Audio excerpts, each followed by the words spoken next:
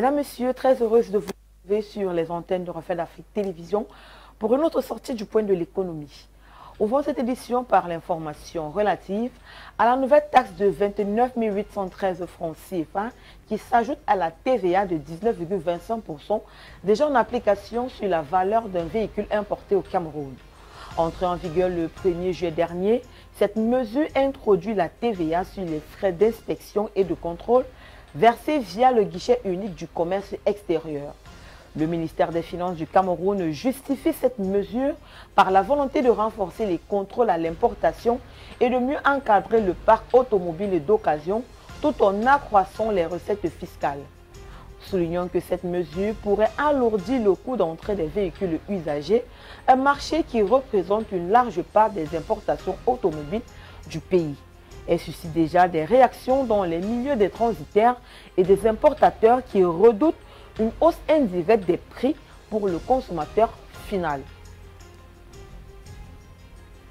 Au Congo-Brazzaville, une importante rencontre présidée le 3 juillet dernier par le ministre d'État, ministre des Mines, des Industries minières et de la Géologie Pierre Oba, avait pour objectif de faire le point sur l'état d'avancement des travaux sur le site d'exploitation de la mine de fer de Nabeba. Après l'octroi des permis d'exploitation des mines de fer d'Avima, Batodo et Nabeba et le lancement des travaux à Souanké sur la mine de Nabeba en mai 2024, la société Sanga Mining Development et son partenaire Bestway Finance Limited passent à l'action. Et dès le mois de décembre 2025, les premiers camions quitteront la mine de fer de Nabeba pour s'acheminer vers le port autonome de Kribi au Cameroun. La rencontre de Brazzaville a permis à l'entreprise de réaffirmer son engagement quant à la bonne marche de ce méga projet transfrontalier si cher à la République du Congo et au Cameroun. C'est d'ailleurs la raison pour laquelle, dans l'attente de la construction du chemin de fer devant relier Souanké, où se trouve la mine de Nabeba au port autonome de Kribi, Bestway Finance Limited a prévu des camions à faible tonnage pour l'exportation du minerai riche en DSO.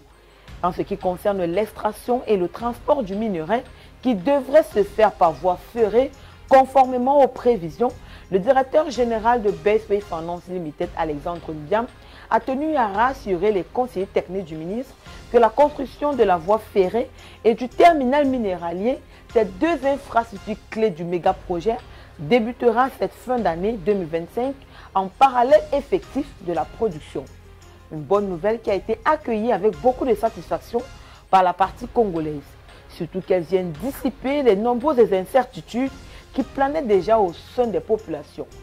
Soulignons que lors de la présentation des prévisions pour la mise en production de la mine de Nabeba, Alexandre Ndiam, qui avait à ses côtés le directeur financier de Bestway Finance Limited, Sedingako Kechanga, ainsi que le nombreux partenaires chinois, a indiqué que la construction au Congo-Brazzaville de la ligne ferroviaire longue de 1300 km va mobiliser 3300 personnes et formera des spécialistes congolais. Le jeu de questions-réponses entre les deux parties a permis à Bestway Finance Limited de mieux expliquer son plan de travail tout en rassurant les conseillers techniques du ministre sur les retombées économiques que le Congo engagera sur le transport par route du minerai. Réuni en session ordinaire le 4 juillet sous la houlette du général d'armée Assimi Goïta, le Conseil des ministres du Mali a adopté plusieurs projets de loi. Parmi celles-ci figure la ratification de l'accord de financement additionnel du projet de résilience urbaine de Bamako. Ce nouveau soutien financier d'un montant de 31 551 531 700 francs CFA permettra de consolider les efforts engagés pour faire face aux défis d'organisation et de changement climatique dans la capitale du pays. Le financement favorisera notamment l'amélioration à l'accès aux services d'assainissement, de traitement des déchets et d'approvisionnement en eau potable, puis renforcer les capacités locales de gestion urbaine. Le projet se veut être également un cadre pour accroître la résilience de la ville habituelle, devenu un problème majeur à chaque saison des pluies. Dans ce sens d'ailleurs, des mécanismes sont aussi prévus pour garantir des réponses rapides et coordonnées en cas de situation d'urgence. En Côte d'Ivoire, le gouvernement a reconduit la fermeture saisonnière des pêches instaurée depuis 2023 pour préserver les ressources halieutiques du pays. Pour l'année 2025, la fermeture des pêches qui s'applique depuis le 1er juillet et va jusqu'au 31 pour la pêche artisanale en mer et du 1er juillet au 31 août pour les pêches semi-industrielles et industrielles.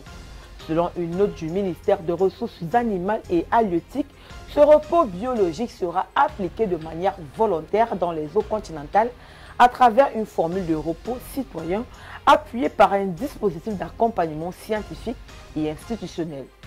Depuis sa mise en place en 2023, le pays a enregistré des performances remarquables dans la production de la pêche artisanale. Ainsi, ce secteur a enregistré une hausse de 45% en août 2024 par rapport à 2022 et de 20% par rapport à 2023 avec des durées de marée réduites. Cette initiative du gouvernement ivoirien vise à atteindre une production annuelle de 100 000 tonnes d'ici 2030 en harmonisant conservation et croissance économique. 731 000 tonnes, c'est la production d'arachide attendue pour la campagne agricole 2024-2025 au Sénégal. C'est ce que révèle le département américain de l'agriculture dans son dernier rapport publié le 30 juin 2025 sur le marché sénégalais de l'oléagineux. Ces chiffres représentent une chute de 54% par rapport à la campagne 2023-2024. Alors que le Sénégal s'impose comme le troisième producteur d'arachide en Afrique, derrière le Nigeria et le Soudan, la campagne agricole 2024-2025 semble inquiétante pour la filière. D'après les données disponibles, les prévisions montrent un repli significatif de la production estimée à plus de 25% par rapport à la campagne précédente. Ce recul s'explique par une combinaison de facteurs structurels et conjoncturels. Les superficies mises en culture ont connu une baisse, notamment dans certaines zones du centre et du nord du pays, affectées par un retard des pluies au début de la saison. À cela s'ajoute une diminution considérable des rendements, conséquence directe de la faiblesse de la pluviométrie et de la qualité irrégulière. Les producteurs déjà confrontés à des coûts de production élevés ont également souffert d'un accès limité aux engrais et autres intrants essentiels. Cette situation a impacté l'ensemble de la chaîne de valeur de la mise en terre jusqu'à la commercialisation. Il faut dire que sur le plan économique, cette baisse de la production pourrait avoir des répercussions importantes sur les revenus des ménages agricoles, ceux dépendant de la culture de l'arachide. Elle pourrait aussi peser sur l'industrie locale de transformation qui dépend largement de l'approvisionnement national.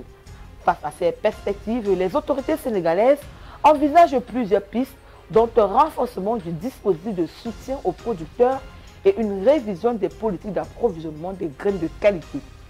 Des réflexions sont également en cours pour mieux intégrer les données climatiques dans la planification agricole afin d'anticiper de telles baisses de rendement. Mesdames, Messieurs, c'est ici que se referme cette édition du Point de l'économie. Merci d'avoir été des nôtres. Les informations se poursuivent sur Reflet d'Afrique Télévision.